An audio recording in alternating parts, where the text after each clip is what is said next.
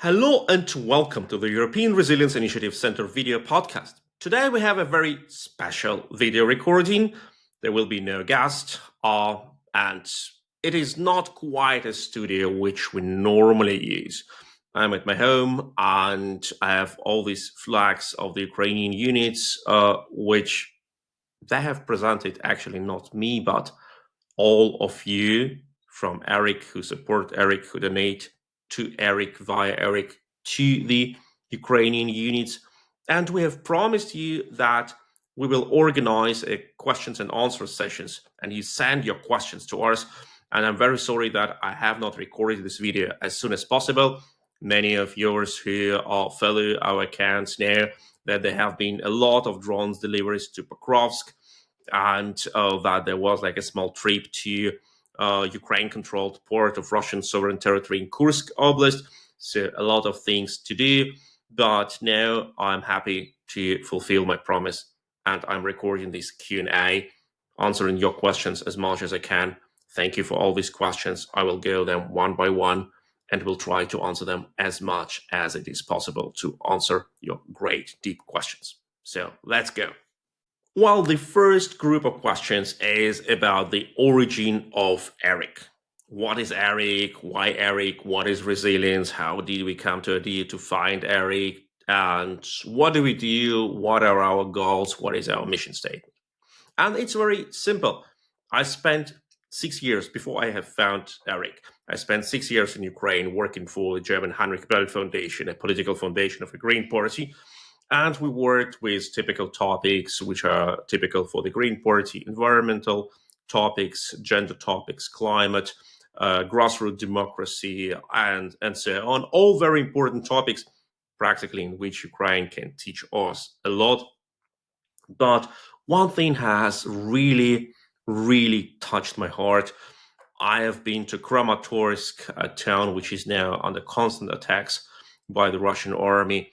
And I have visited a conference which was called the Resilience Conference, with people from Estonia who came to Ukraine to share their thoughts how democratic societies can resist the pressure from the totalitarian or dictatorships like Russia, and how society can be resilient to all these threats. And I thought, oh, wow, that is a really good idea. And it was 2016, I believe, or maybe 2017, not later.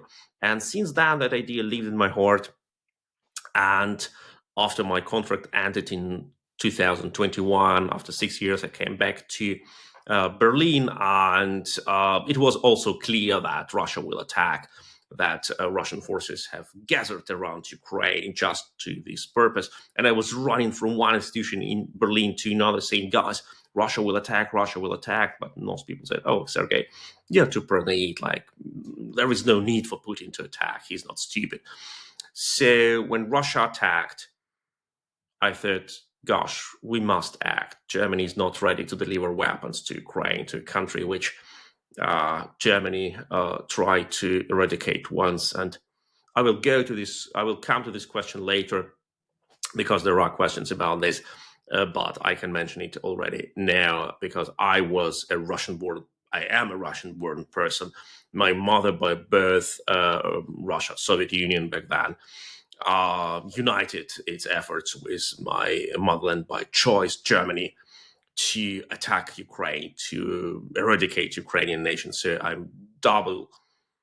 own Ukraine double. And I thought I will find this institution first to advocate for weapons for Ukraine, because we must protect Ukrainians from a genocidal invasion, or at least we must support the Ukrainians who want to fight it back. And then when the first ammunition and tanks and howitzers and IFVs have been delivered, we have started to work with other topics, promoting cooperation between NATO and Ukraine, supporting the Ukrainian society, and promoting the idea of why Russia is a threat, how can Russia attack us, how Russia attacks us already, and of course supporting the Ukrainian army and the Ukrainian civilian society by raising donations and buying them in needed equipment. That is what Eric stands for.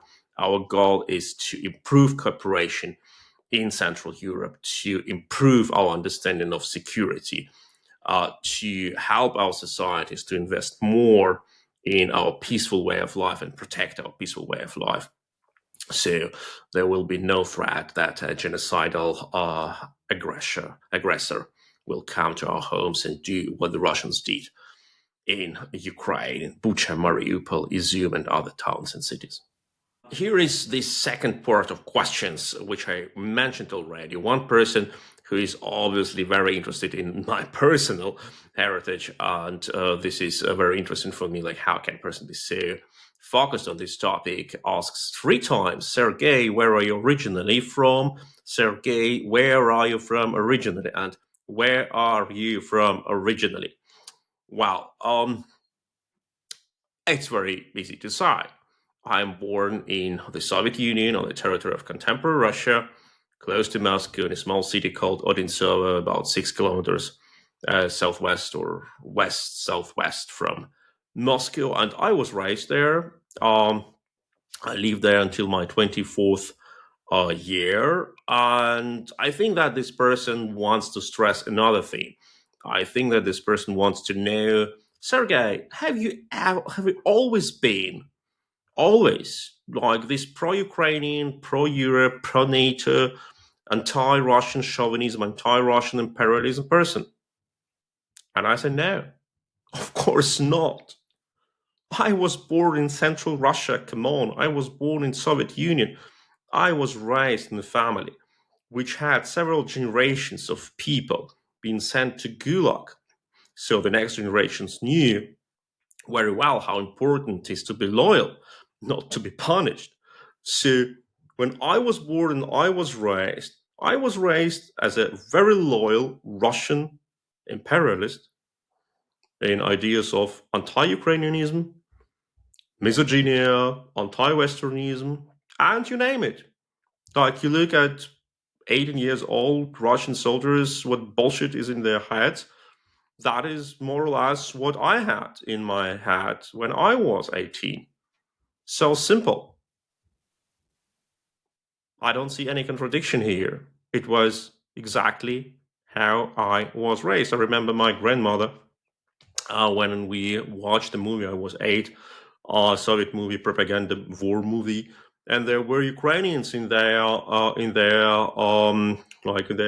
hats with the trident, with the trizub or Ukrainian symbol, and she pointed this out to me, 8 years old, and said, "Look, these are people with this trident. They are our worst enemies. Remember that."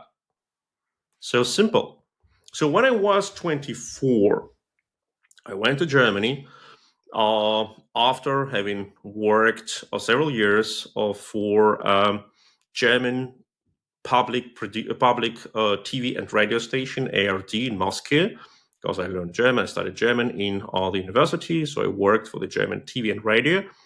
And I wrote my PhD about democracy and how public media can help post-totalitarian societies to develop democracy. You asked me, how can it be united, like being imperialist and writing a PhD about democracy, etc.? Well, sometimes people unite in their head contradictory things, especially when some things they get inherited and they get raised into that, and new things they develop individually, like the question, how can you invest in democratic media to make democracy?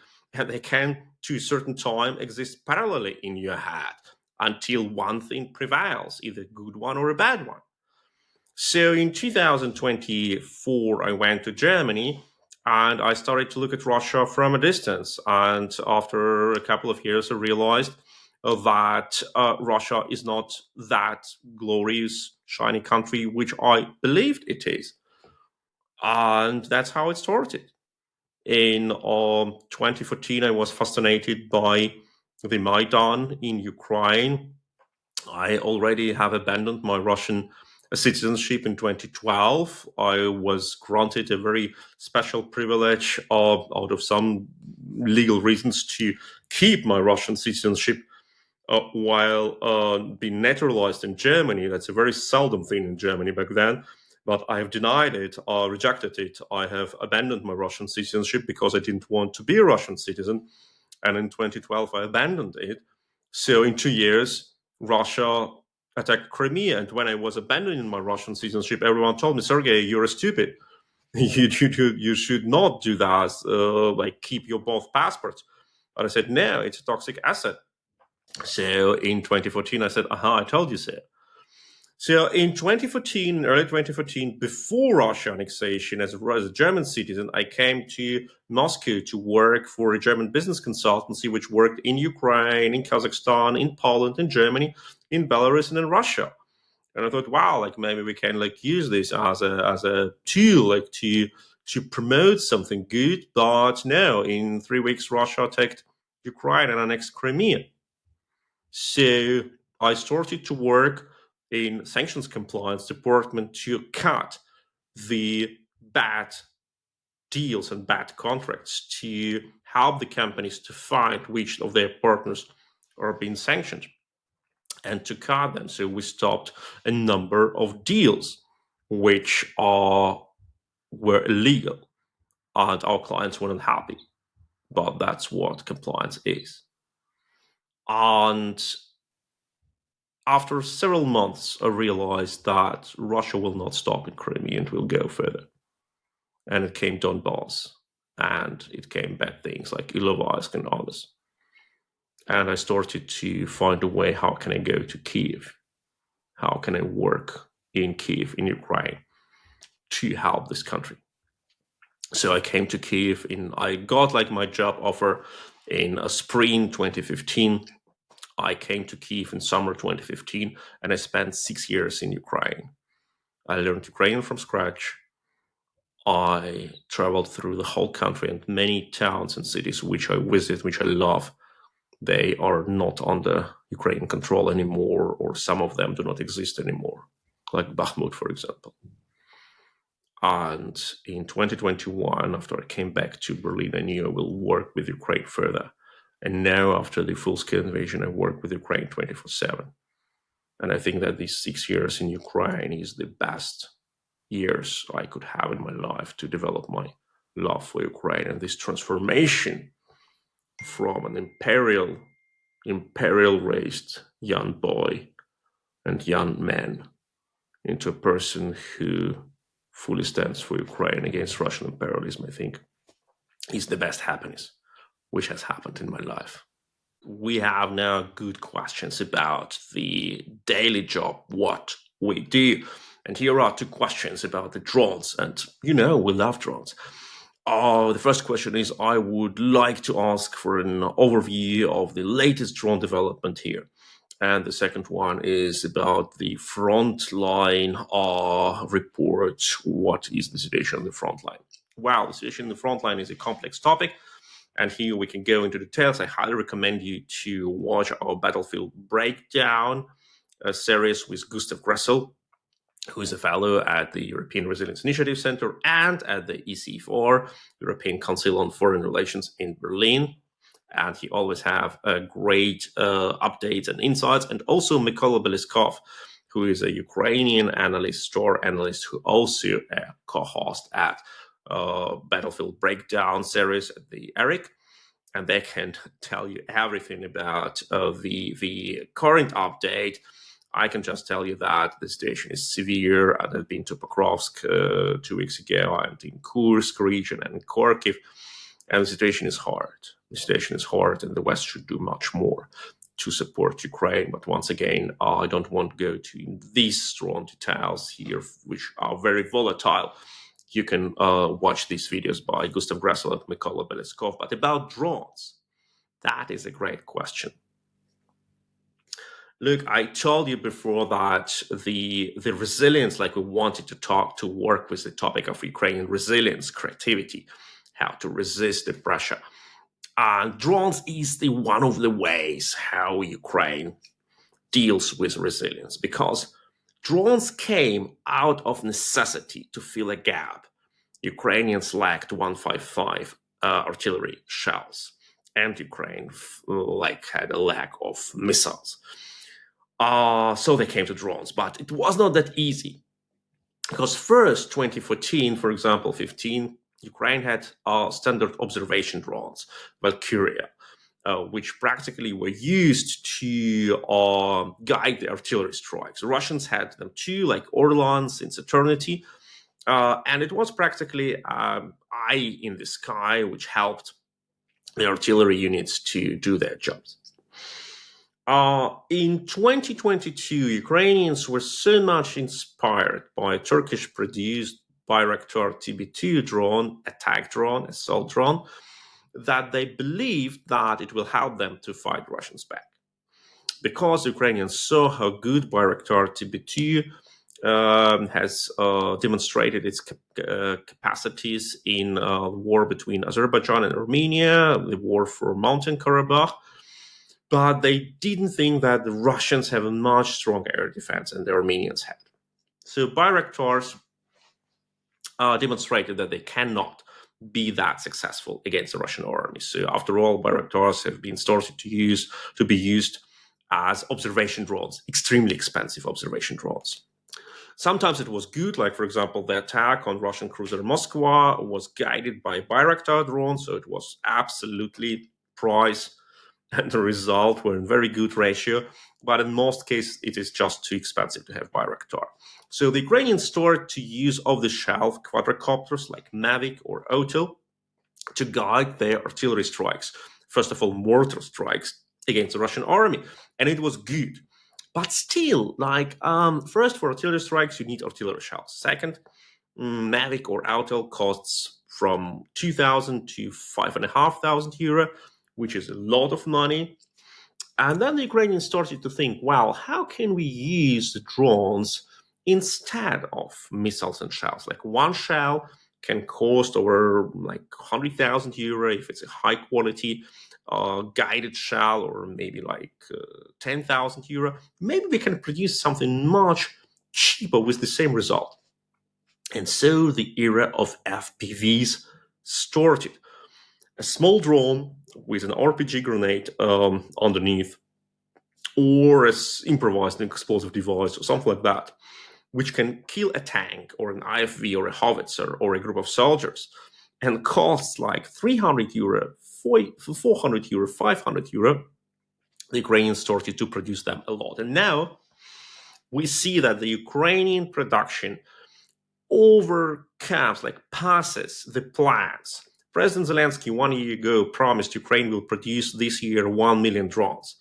Ukraine produces this year maybe 2 or 3 million drones, much more than Zelensky hoped to produce.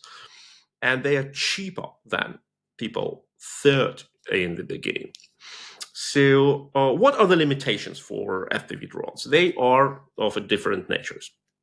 First, price, of course. Quality, of course. These are the things which exist naturally. We normally work with the producers, Frontline Kit, hello, which have, from my perspective, ideal intersection of price and quality. 300 euro with battery, you get very high quality drone. But this is not, I would say, this is not the only characteristic of a drone.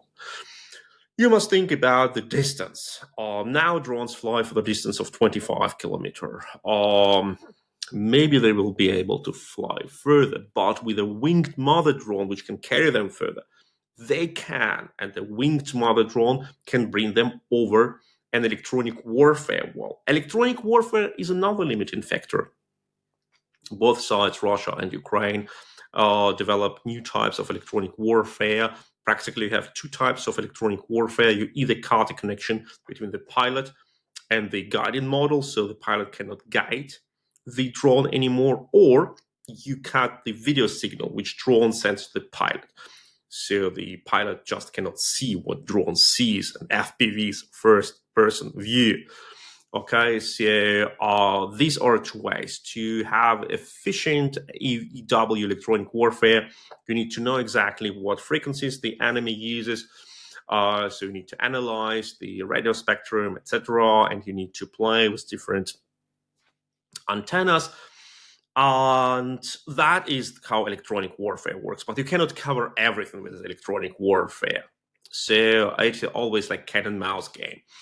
can AI help here? Yes, if drones are AI capable, they don't need a pilot, they can identify target and fly. Frankly speaking, I have never seen anything like this. It's all, from my perspective, up to now, dreams. It will come one day, maybe sooner than later, but it's not a reality yet. What is real? AI can help a pilot to identify a target, to find a camouflage tank, to distinguish between a damaged tank or undamaged tank, etc., etc. So it helps a pilot, but it's not a self-guiding missile or self-guiding mine which flies, hovers in the sky, and when it finds a target, it hits it. No, it's not the case. So another limitation which we have is what kind of explosive device you have under the drone. Now we have like contact explosive devices like RPG or other grenades or IEDs, and we have bombs like bombers which drop grenades. But we have recently seen usage of flamethrower drones, like with thermite canister, which just can ignite the area under them. Over the last 3-4 weeks, we see extensive use of air-to-air drones, anti-air drones. Previously, it was believed that drones cannot be used against aerial targets because aerial targets fly too fast and too high.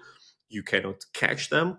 But now, the Ukrainian anti-air drones catch very effectively Russian observation drones, Orlan's Zala, Supercam, and these drones, they fly so high, like 5 kilometers, and so calm that you cannot hear them. And it's really a huge task to find them and attack them. And they always bring artillery strikes with them. So for the Ukrainians, it was a huge topic to kill them. And now the Ukrainians can destroy these drones. And you see these videos. Also destroying of helicopters, which previously was believed to be almost impossible. Now we have seen destruction of several helicopters within the last weeks. But this is just one of developments. And these are all short-range drones. There is also long-range drones program. All these videos we see, like Ukrainian drones hitting our Russian refineries, our power plants, etc. This is also the way to fill a gap. When the FPV quadrocopter drones were developed to fill the gap of artillery shells, the long-range strike drones have been developed as a substitute for cruise missiles. Ukraine doesn't have enough own cruise missiles except of Rim 2 and Neptune, which are not very numerous. And the Western cruise missiles or ballistic missiles are not allowed to strike any target in Russia. There are very strict limitations. So the Ukrainians said, okay, like we will develop the drones which can fly as far as we want to. There are like some compromises being made to make it possible. And here you need to see that a missile hits a target with a much higher velocity, with much larger payload. So the impact is much more stronger than one of the drone, because a drone is practically a slow speed propeller plane with a small warhead like 200 kilograms, while a cruise missile flies like 3 times faster and has a warhead of half a ton or 600 kilogram or 800 kilogram. Quite different explosion. So when a missile hits a refinery doesn't exist anymore. When a drone hits a refinery, a pilot may only hope that the fire and secondary explosions will make a job. So that's why the Ukrainians attack with such drones, objects which can be used as a bomb in creation. Practically, they ignite it and they wait until the fire makes the job. So the limitations on this use of the way of use are very strong. But still, it's much better than nothing, of course. And the Ukrainians have hit many very high-value Russian targets already. On the next part of drones are naval drones, naval vessel drones. And that is a very interesting development, because The Ukrainian Navy, as many navies worldwide, for example, the Taiwanese Navy, invested a lot in creation of standard traditional naval vessels, like the flagship Volodymyr Veliky, which should have looked marvelously. So the admirals and captains and sailors just like enter this flagship, and it's beautiful, and you have corvettes and frigates and submarines, and everything is very impressive. But Ukraine never finished it, Volodymyr Veliky and mean, because it was very costly and the production took time. So, and the Russians always had more naval vessels because they have inherited them from the Soviet Union, and they have even bought some from Ukraine. And when the war came, the Ukrainians have understood that the Russian Black Sea Navy dominates the sea, because just there are more naval vessels. Okay. So what to do?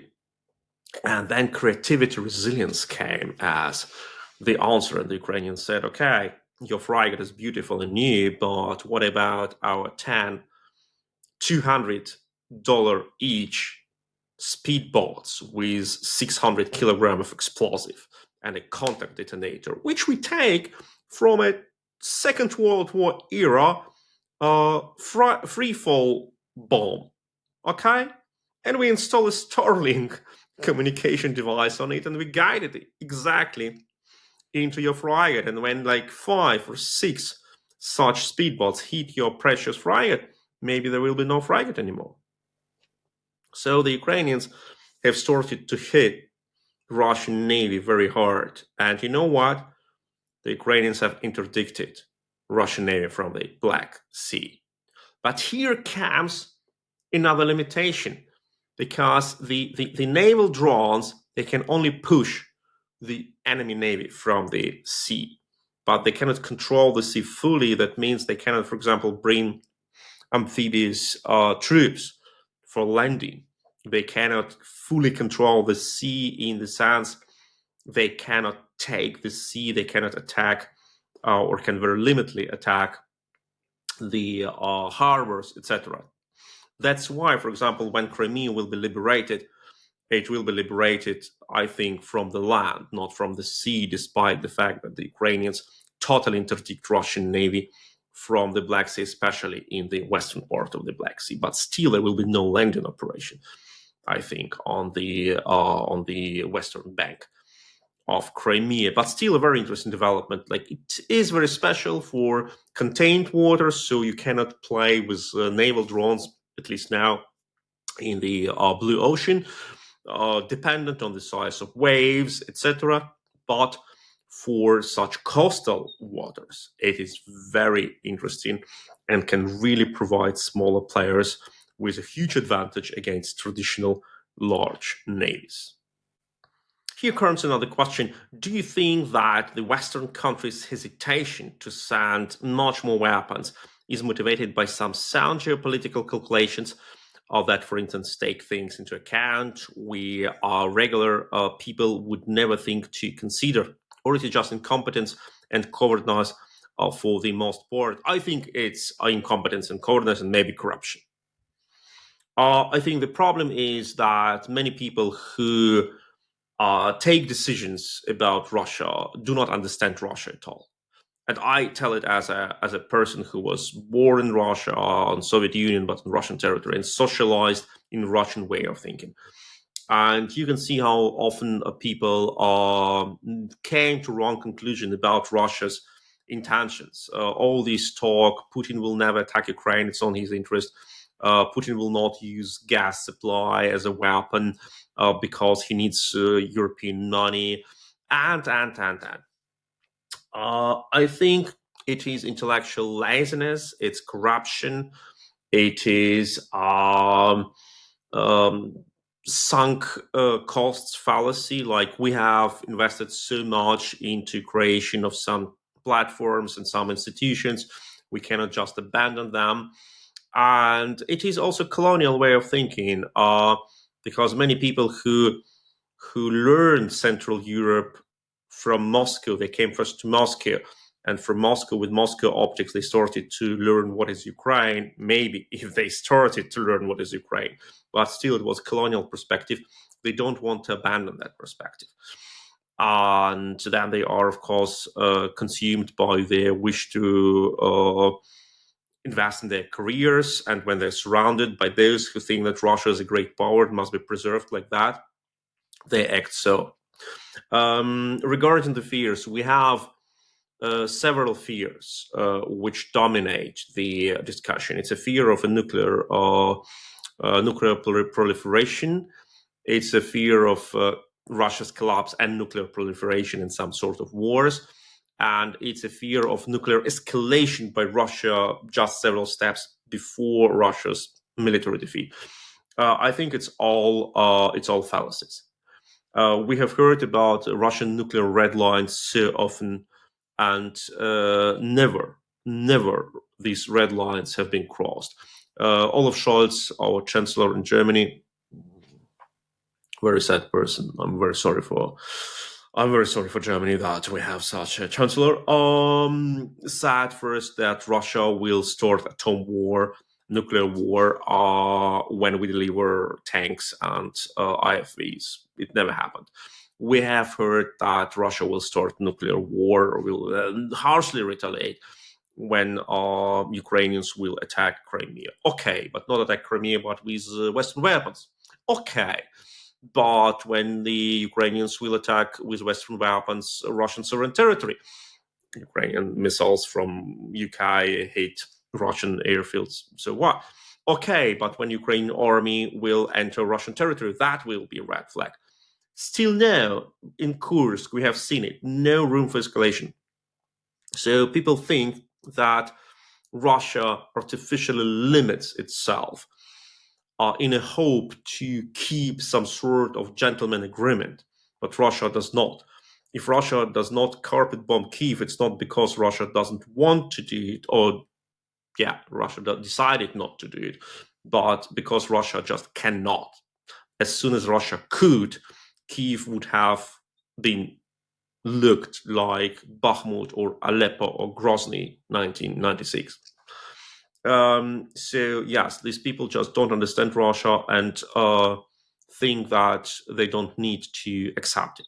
And they continue to do what they did before because it brought them their careers. They have nothing against to repeat their mistakes because it is Ukrainians who pay for their mistakes, not they themselves. There is no hidden knowledge in the heads of these people. You talk to most of these people, you understand that they have no single idea how Russia works, how Russia takes decisions, how Russia analyzes threats, how Russia deals when under threat, what are Russian priorities, and what is Russia's way of dealing with our opponents. Oh, that is a very interesting question. Interesting also because I'm afraid I'm not capable to answer it. Do you have any insights or thoughts regarding the position of Turkey, and in particular Erdogan, regarding the war in Ukraine? Well, once again, I'm not an expert in Turkey. I know very few facts about Turkey.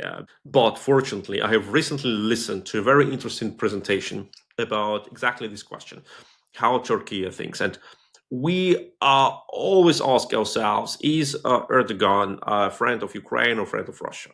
Why does he act so weird? Why does he want to play like on all chessboards? And the hypothesis or explanation which I heard was that Turkey sees itself as a hybrid actor. They see themselves on one hand as a member of the Western NATO club, and in this capacity they have their obligations towards Ukraine, for example. But they also see themselves as a guardian of this strength and as a Black Sea nation. And they think that Black Sea nations is something special, and non-Black Sea nations may not intervene into internal affairs of Black Sea nations. So from this perspective, Turkey can act also as a nation which protects the Black Sea, including Romania, Bulgaria, Moldova, Ukraine, Russia, Georgia, and say, okay, it's our internal business, you don't interfere. And we are special among these countries because we are the guardian of the strait. And that explains a lot. If you look at the situation from this perspective, you will see that Erdogan tries to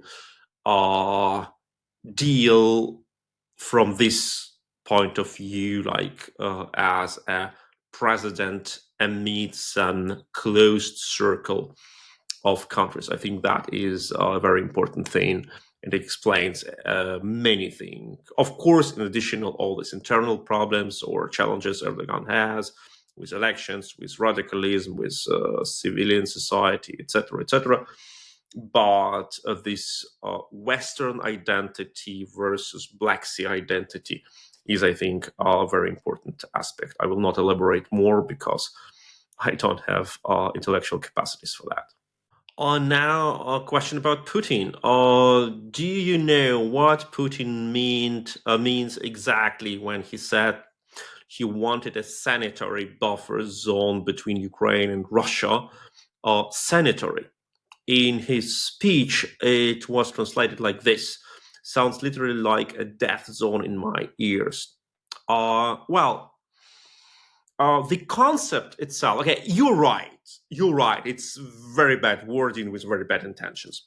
But we need also to look at this in context. The context doesn't make it better, but it helps to understand from where this concept come from.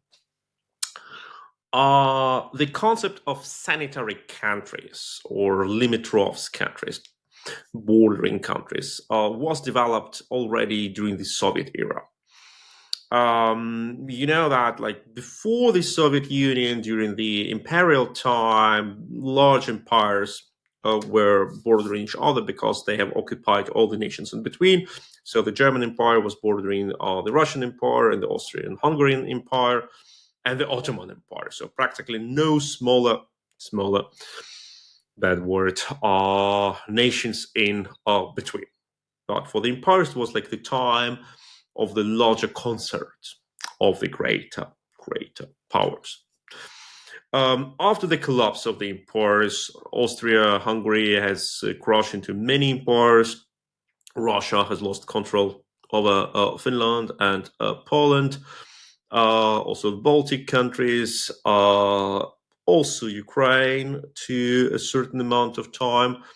So these countries appeared or reappeared in the Central Europe, which were existing under occupation by the empires, but now they were demonstrating their political existence in the full scale of statehood, including borders, currency, state structures, etc. So up to the 1930s, the Soviets have developed this concept of limitroffs, or bordering countries, which later developed into the Brezhnev doctrine of limited sovereignty, which practically foresaw that these countries, their independence can be tolerated up to a certain extent, and that extent is they must consult on all important steps in foreign politics, but even in internal politics, in domestic politics, with the larger neighbor. And logically, it ended with the consumption of these countries, occupation, and a very brutal one by the Soviet Union and by the Nazi Germany. Like when the Soviets occupied the Baltic states and part of Poland, Germans, Nazis occupied part of Poland. And that was practically the return to the situation of Germany's Russian border. That's actually the why in 2010s you could hear in Berlin all the time the voices like, oh, we need to deal with Russia with huge respect because Russia is our big neighbor. And every time I wanted to ask people, have you looked at the map? what kind of map is it? Maybe it's map from 1939, because that's the last time when Russia was your neighbor. Oh, it used to be your neighbor. It was Soviet Union, but okay, for you it was Russia, as you called it. Anyway, so when Putin says about the sanitary cordon or sanitary barrier or sanitary belt, he mostly means this concept of something which is totally under control of Moscow, but for what Moscow doesn't bring any responsibility. And as many concepts from the Soviet time, from brutal dictatorship Soviet time, this concept also has been developed by Russia into even more evil version. And when during the Soviet Union, this concept was having states which are fully dependent of Moscow, now it can be seen as a land stripe which is totally destroyed. And that is what the Russians say openly in their talk shows, when they openly call for carpet bombing, for destruction of all infrastructure, for destruction of any condition for life in the, let me say, the belt of 100, 200 kilometers along Russian border. And they're talking that serious. And that is the thing which really makes me crazy, because everyone who says the Ukrainians need to talk to Putin, to deal with Putin, have you ever watched Russian TV? Have you ever tried? Okay, you don't speak Russian, okay, like you don't need to speak Russian because you think that without knowing Russian, you know the Russian soul, because you have read 20 years ago some translation of Dostoevsky, and you were in the mood when you were touched by the spirit, and maybe you had a bit vodka in the evening, and you think that you have realized how beautiful Russian soul is. Okay, but ask someone to translate a couple of Russian TV shows for you, because you will be put into a sort of reality test. And it's not Dostoevsky which is there, it's Dante's Inferno. Just have a look what Russians talk to themselves and what are their dreams of genocide, mass murder, and torture and extermination. And that is Russia's dream. So yes, sanitary belts is exactly as bad as it sounds. And here is another question. And when you mentioned the banning of the German drone development in the interview with Mr. Petka and tests 15 years ago, I had no idea of this. Can you elaborate? Oh, yeah. Well, first we need to say that the German idea of drones was very much influenced by the drones being used by the US Army. So the whole concept of how Ukrainians use drones, the FPV drones on the squad level, platoon level, battalion level, was absolutely unfamiliar to the Germans. So the Germans looked at the Americans used the Reaper, the Globehawk, other drones. On another side of the globe, the pilot sits in a container in Texas and like observes the situation in Kandahar, and then he sees a movement and he decides they're terrorists, so they send Hellfire missile, and journalists find out it was a wedding and people have been killed, etc. So it's scandal, terrible, and then people ask, why did he launch this missile? Because he believed they are a terrorist. Why did he believe that? Yeah, maybe because he doesn't know the situation, because he feels to be somehow like far away, he doesn't feel responsibility, he doesn't see what is going on the ground. Okay, we don't know. Like, there's speculations. Do pilots really believe that what is happening on the on the screen is computer game? We don't know, but that is what Germans believe, that drones are a bad thing per se, naturally, because it increases the distance between the trigger and the missile, and it increases the chance that people slip into a sort of a god mode when they think they can do everything and they know everything, they can decide about life and death. Well, So the Germans wanted to develop drones for themselves, and they even tried to test them. But about like 15 years ago, the tests were stopped because the German organization or institution which was taking care of the safety of the flight said it's pretty dangerous to have this large thing flying that high, that fast, without a pilot. It can collide with like some planes, will be bad. So the tests have been stopped and postponed, etc.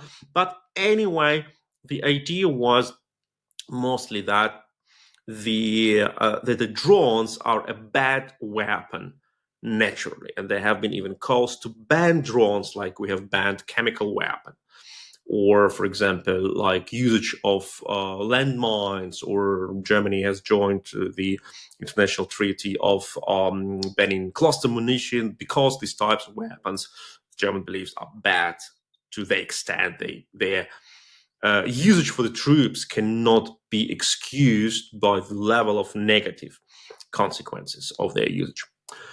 So now situation is a bit different. We have ordered for the Bundeswehr the first large drone Heron TP, and TP is for turbo propeller. And this is, once again, it is quite the situation when the Western producers do not understand the idea of development of drones. They still stick to the idea that a drone maybe must be big, expansive, long range, like Bayraktar, Globehawk, Reaper, etc. Not like 10,000 FPV drones which just swarm the enemy position. No, one Reaper which flies on 30 miles or 20 miles with missiles and can do something. Maybe can, maybe cannot, we don't know. But 1,000 FPV drones definitely can. So Heron TP is a drone which Bundeswehr tests now in May, if I'm not mistaken, this year. Bundeswehr has got 5 or 6 Heron TP without arms, but theoretically you can use arms on them, and they are now in a 6 months long test mode. Well, Bundeswehr is not the fastest army in the world. We will see how it comes, and I know that, for example, Ukrainian soldiers from the drone units who come to training to Germany, they're shocked by the fact that Germans don't use quadricopters in their trainings, and even more shocked that some unidentified drones, probably Russian, just fly over the German military bases and nobody shuts them down. Then Ukrainians say, okay, but in our case, we would have used our drones to take them from the sky. Do you have these drones? And German says, no, nine. And that is, of course, the discussion. Of course, there is also organizatorial discussion.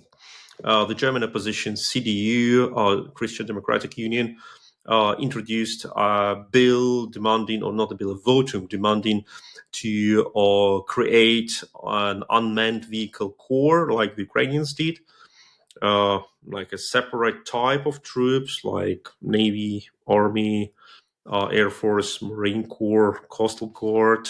So the Ukrainians have also unmanned system corps since recently. CDU wanted to have it in Bundeswehr. The ruling coalition voted no. So we're still in the very early way of the very early stage of this way. Thank you, guys. Your questions were amazing. I hope that my answers addressed the core of the question, and it was a really, really, really great pleasure to answer your questions. Thank you so much for them. And once again, sorry it took so much time, but we do a lot of good things with your support, with your donations. We support the Ukrainian army, and this is the most important thing now as Ukraine fights for every one of us, for each of our countries. And unfortunately, very often they fight without as much support as they deserve. That's why stay with Ukraine, stay strong, and Slava Ukraini.